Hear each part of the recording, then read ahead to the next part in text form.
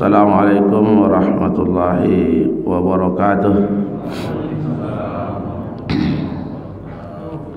Alhamdulillah wa syukrulillah wassalatu wassalamu ala rasulillah Muhammadin ibni Abdillah wa ala alihi wa sahbihi wa mawalah.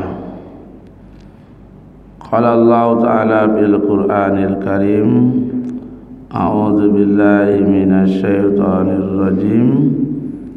Bismillahirrahmanirrahim. Wa likulli ummatin ajal, fa idza jaa ajaluhum la yastakhiruna sa'atan wa la yastaqdimun. Shadaqallahul azim. Sama-sama kita doakan dan juga kita muliakan panitia Ramadan, wabil khusus seluruh panitia yang terlibat di dalam persiapan amalan iktikaf kita di 10 malam terakhir ini, dan sama-sama kita muliakan pengurus, imam, Bilal, dan seluruh jajaran-jajaran pengurus masjid Baitus Salam yang dirahmati Allah, seluruh yang beriktikaf, dan orang-orang yang telah berperan baik memberikan kebaikan-kebaikan bagi orang-orang yang beriktikaf di masjid kita ini. Semoga semuanya senantiasa dalam rahmat Allah Subhanahu wa taala. Amin ya rabbal alamin. Pada kesempatan yang berbahagia ini kita akan membacakan kitab Fawaidul Muhtarah, seorang habib bermagazin. Beliau adalah dari Kuitang, Jakarta, dan kitab ini adalah nasihat-nasihat beliau sewaktu beliau di Rabithah Madinatul Munawwarah. Lalu nasihat-nasihat, kata-kata mutiara beliau ditulis orang menjadi sebuah kitab dinamakan Fawaidul Muhtarah. Bab yang kita bacakan adalah ma yata'allaqu bil mauti, yang berhubungan dengan kematian. Hukiya anna malikan, dihikayatkan bahwasanya seorang raja qala lahu munajjimuhu. Munajjimuh itu maknanya penasihat dan tukang ramal raja.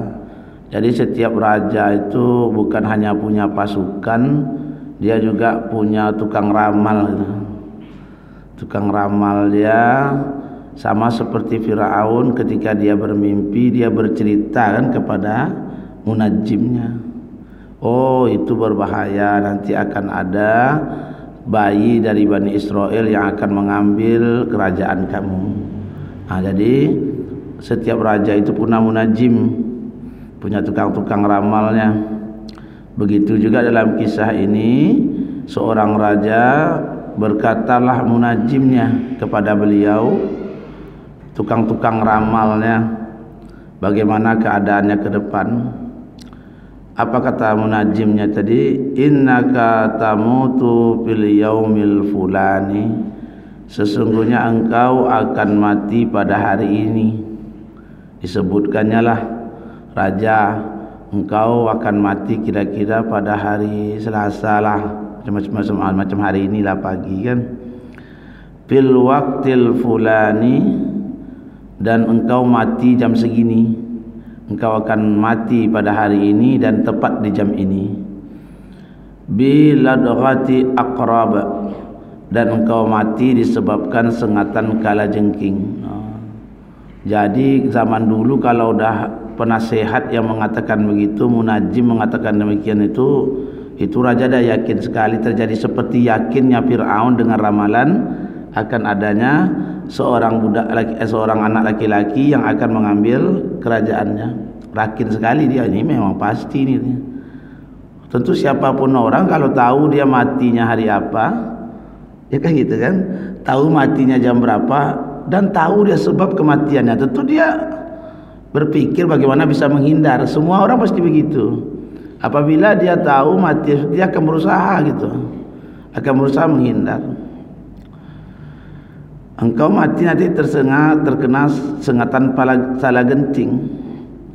Falamma ana al-waktu, tatkala telah sampai waktu yang disebutkan oleh tukang ramalnya tadi, tajarrada min thiyabihi, dia buka seluruh bajunya. Takut-takut nanti pas jam segitu ada kala jengking. Waraqiba farasahu, dan dia mengendarai kudanya ingin lari sejauh mungkin dari daerah yang disebutkan. Kan disebutkan matinya pada hari ini, matinya di sini jam segini, mati kena kalajengking gitu. Lalu dia memacu kudanya setelah sebelumnya dia ghasliha, telah dicuci bersih kuda itu bikinnya. Takut-takut nanti ada kalajengking di bulu kuda. Bajunya dibuka, tak pakai baju dia lagi, saking takutnya gitu, ingin menghindar dari kematian. Lalu dia memacu kudanya, tapi sebelumnya dia telah membersihkan kudanya sebersih-bersihnya. Wa tasri sya'riha, bahkan bulu-bulunya disisirnya tuh, takut dia ada kala jengking. Wa dakhala bihal bahra, dan dia setelah membersihkan kuda-kudanya, dia bersihkan pelana dan bulu-bulunya, dia tunggangi kudanya sejauh-jauhnya, dan dia masuk ke dalam laut. Kenapa? Hadran, untuk berusaha menghindar dari kematian itu, supaya jangan ada kalajengking. Karena munajimnya berkata dia mati kena kenakan salah jengking. Semua apa saja unsur yang barangkali ada kemungkinan di situ ada kalajengking, dia berusaha untuk menghilangkannya itu. Apakah di bajunya, apakah di kendaraannya, sampai tempat duduknya pelana itu di atas kuda dibersihkannya. Sudah yakin dia tidak akan ada kalajengking pada apa yang dipakainya. Dia kemudian berpikir, di mana tempat yang takkan mungkin hidup kalajengking di sana. Berusaha dia ingin lari dari kematian. Di dunia ini satu-satunya tempat yang takkan mungkin hidup kalajengking adalah di dalam air.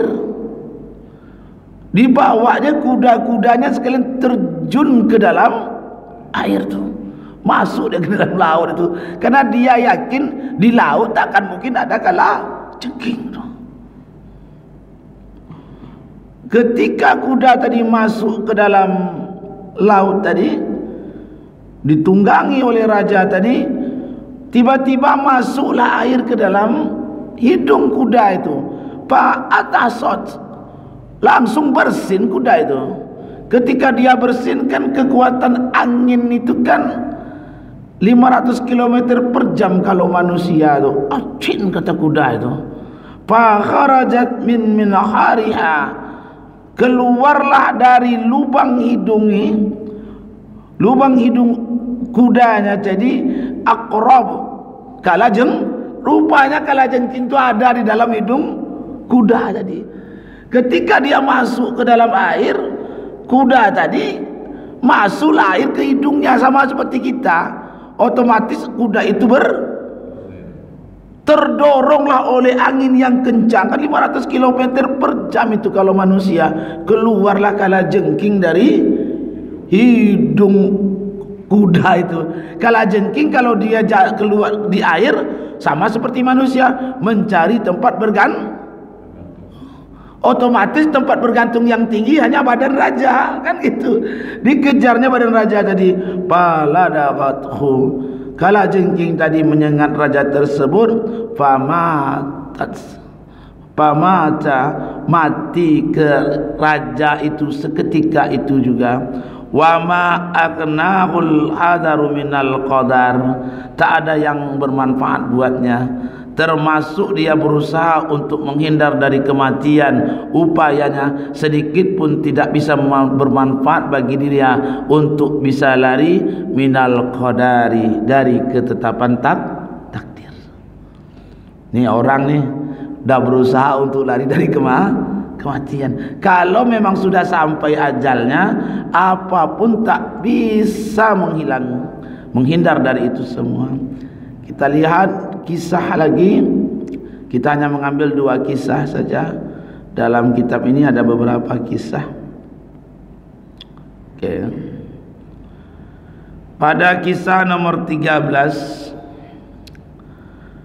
Al-Imam Innal Imama Baydawi, sesungguhnya Imam Baydawi, yaitu seorang ulama besar, kitab tafsirnya tebal itu, dan beliau termasuk ulama ilmu kalam, yang ilmu tauhid yang kitab beliau juga dipelajari. Yang terkenal beliau adalah orang yang mengarang sebuah kitab tafsir, itu namanya Tafsir Baydawi. Imam Baydawi ini hasala alaihi mislu ma dzukira, telah terjadi kepadanya seperti apa yang diceritakan. Artinya telah sampai kepada orang berita tentang bahwasanya Imam Baydawi telah mati. Kalau dia telah mati, yang namanya imam tentu berebut orang yang mengambil berkah kan, walaupun sudah mati, berebut orang. Fajuhiza wadufina hayyan, tatkala sampai berita kematian Imam Baydawi, orang-orang pun mempersiapkanlah segala fardu kifayahnya. Dimandikan, dikafani, disolatkan. Setelah itu dufina hayyan, dikuburkan dia. Fantabaha mimma jara alaihi fi qabrihi, ketika Imam Baydawi tadi sudah masuk ke dalam kubur, masuk ke dalam lahatnya.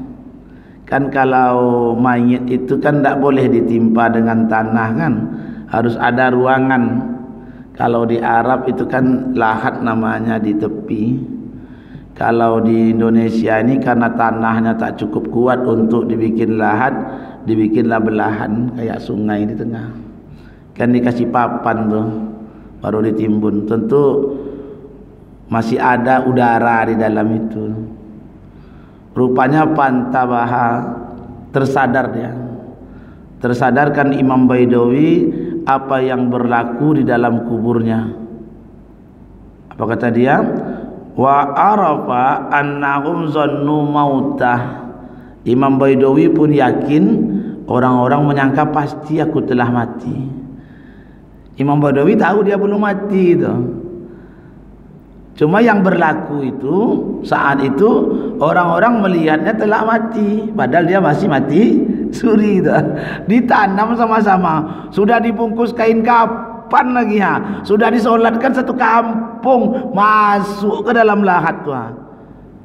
Masuk ke dalam lahat itu, tersentak dia, terbangun dia. Orang-orang menyangka aku telah mati nih. Fafa'alu bihi dzalika, lalu mereka melakukan fardu kifayah terhadap dirinya. Dia sadar tiba-tiba, lalu dia berusaha untuk keluar, tapi takkan mungkin bisa keluar seberat itu tanah yang akan didorong. Maka ketika itu beliau ingin keluar, tak bisa keluar. Saat itu beliau memang dia udah pandai ilmu tafsir, tapi beliau belum menulis satu kitab pun tentang tafsir. Panazara, lalu bernazarlah Imam Baydawi. Apa nazarnya? In a'rajahullahu saliman, jikalaulah seandainya Allah selamatkan aku dari dalam kubur ni, Allah keluarkan aku kembali dalam keadaan hidup seperti semula, la yufassirannal Qur'ana, sungguh dia bernazar akan membuat satu kitab tafsir yang bagus. Dia bernazar seperti itu. Faja'at nabasun, tiba-tiba datang seorang nabas itu, kalau bahasa Indonesianya tukang pencuri kain kapan. Jadi kalau ada orang mati macam Cina dulu, itu kan kalau mati dikuburkan dengan harta-hartanya sekalian. Itu pencuri di kuburan itu dengan menggali kubur, bahasa Arabnya nabbasun. Nabbasun. Kalau penggali kubur biasa hafirun nama tu. Itu kita bayar tu. Tapi kalau pencuri nabbasun. Lalu datanglah seorang penggali kubur pencuri. Nabbasul kubur wa ya'udhul akpan, dan dia mengambil kain kapan panabata alaihi, pas giliran dikubur dia dah habislah kain kapan, orang-orang dicuri-curinya kan, ditengoknya tuh ini kuburan yang masih baru dibongkar, kubur masih baru, nampak tinggal satu, ini baru tadi siang nih gitu ya. Ini baru tadi siang. Melihat masih baru tentu semangat dia, kain kapan belum terkena apa-apa, ini masih bagus, laku, bisa untuk dijual. Digali dengan penuh semangat. Hatta iza wasala ilaihi, tatkala sampai kepadanya, sudah dibuka lahatnya, tanah halahu anil kafan, dia menjauh baginya dari kain kapan tadi. Ditariknya kain kapan, kalau ditarik kain kapan kok nak baju dia kan, ditahannya kain kapan sama Imam Baidawi. Wa qala lahu, berkata Imam Baidawi kepada pencuri kain kapan tadi, imdi ila baitina, tidak usah kamu ambil kain kapan ini lagi, pergilah ke rumah keluargaku. Atini minhu bi komisin, sampaikan kepada keluargaku, tolong kasih aku komis, baju yang dalamnya segini sampai lutut. Komis, kalau ini kan jubah namanya kan, kalau komis kan tertutup juga aurat. Dia aurat ini kan, kalau lutut itu aurat atau bukan ikhtilaf, tapi di antara pusar dan lutut itu sepakat dia tuh, sepakat dia. Cuma mazhab Syafi'i wajib menutup sebagian lutut untuk lebih hati-hati. Kalau salafi betul-betul dibukanya lutut, itu bedanya. Tapi artinya sepakat mereka pada tempat antara pusar dan lutut. Nah, kalau tidak ngerti ini payah kita nih. Kenapa mazhab Syafi'i solat tak mau pakai celana pendek? Untuk lebih hati-hati, jangan sampai jatuh kepada yang dilarang, karena membuka aurat sesuatu yang haram gitu ha. Ya, kalau tidak ngerti fikih memang susah Pak. Apalagi dia pegang hadis cuman ya kan. Nah, kembali ke sini. Sehingga apabila tukang gali kuburan itu sampai kepada dirinya untuk mengambil kain kapannya, apa kata Imam Baidawi? Jangan ambil kain kapanku ini lagi. Pergilah kepada keluargaku, mintalah gamis, sampaikan kepada mereka aku masih hidup. Parta ardabas, melihat ada mayit bisa bicara, menggeleteklah kalau sewenginang. Siapapun orang lah Jasim kan sedang menguburkan mayit, assalamualaikum, apa nak menggigil kita itu, terkejut, terhempaslah dia. Ini kok masih ngomong dia. Wa ghusya alai, pingsan dia seketika itu, saking takut melihat ada orang yang bisa ngomong. Faqala lahum, lalu dia berkata kepada Imam Baidawi, innahum zannuni mitun, kata si Imam Baidawi, orang-orang menyangka aku telah mati. Pergilah engkau ke rumah mereka, basyirhum, sampaikan kabar gembira kepada mereka, aku masih hidup, belum mati aku lagi. Jemput, tolong kasih aku pakaian. Dia pun pergi ke rumah keluarga Imam Baidawi setelah sadar, dan pencuri tadi memberikan kepada Imam Baidawi baju gamis yang dimintanya. Apa kata Imam Baidawi setelah memakai baju gamis tadi? Khudh hadal kapan, ambillah kain kapan kau. Ikhlas nak mencuri dah. Ambillah kain kapan ini. Fadhahaba, dan dia pun pergi menjauh. Dan kemudian setelah Imam Baidawi keluar, Fassaral Qur'ana tafsir mashhura, dia pun menulis sebuah kitab tafsir yang cukup terkenal itu. Dari dua kisah ini dapat kita pelajari bahwasanya kalau kematian itu telah sampai, dia tak butuh tanda. Seorang raja yang sedang sehat sekalipun, punya tentara yang bisa menjaganya, dan berusaha untuk menghindar dari itu. Kalau memang sudah waktunya, tak bisa dihindari. Walaupun dia telah melucuti pakaiannya, tanggal semua pakaiannya, terjun dia di tempat di mana tidak akan mungkin ada kematian bagi dirinya. Karena dalam ramalan dikatakan dia mati kena sengatan kalajengking. Dia berusaha untuk menghindar. Di mana tempat kira-kira tidak ada kalajengking, akan dicarinya. Bahkan dia memacu kudanya untuk mengejar tempat itu, agar duluan dia sampai ke tempat itu sebelum jam yang disebutkan. Umpamanya matinya jam 9 pagi, dia harus sampai ke tempat tidak ada mautnya di sana sebelum jam 9. Bayangkanlah, dia lari sejauh-jauhnya, dia pacu kudanya sejauh-jauhnya, sekencang-kencangnya. Tapi pas jam yang telah disebutkan, ajal tetap datang menjemputnya. Sejauh apapun kita untuk lari menghindar. Fa innahu mulaqikum kul innal mauta ladzi tafirruna minhu. Itulah kematian yang kamu berusaha untuk lari daripadanya. Fa innahu mulaqikum, maut itu pun akan tetap mendapati kamu, macam manapun kamu berusaha untuk menghindar darinya. Tapi lihatlah kisah Imam Baidawi. Sudah dimandikan, sudah dikafani, sudah disolatkan sama-sama, diantar ke pemakaman, masuk ke dalam lahatnya, sama seperti orang mati lainnya. Tidak ada bedanya. Dari kafani ke sudah masuk ke dalam itu sama seperti yang mati lainnya. Tapi ketika belum lagi ajalnya, tak bisa dimajukan walaupun sesaat. Kalau memang belum ajalnya, hidup dia lagi, walaupun dia telah sama dengan orang mati. Sudah dikafani, sudah diantar di pemakaman, dimasukkan ke dalam lahatnya. Namun ketika itu belum ajalnya, dia masih bisa hidup seperti yang lainnya. Dua kisah ini memang saling berhadapan, tapi mengetuk hati kita bahwasanya ajal tak butuh sakit kita, ajal tak butuh dengan kecelakaannya kita, ajal tak butuh dengan jatuhnya kita, ajal tak butuh dengan apapun. Karena pada hakikatnya ajal itu satu, walaupun penyebabnya banyak. Bisa saja sebabnya sakit, bisa saja sebabnya tua, tapi pada prinsipnya ajal tidak butuh itu semua. Jangan bangga di waktu kuatmu, jangan terlalu berbahagia dengan sehatmu, tapi persiapkanlah dirimu. Kematian itu pasti menemuimu tanpa perlu persetujuanmu.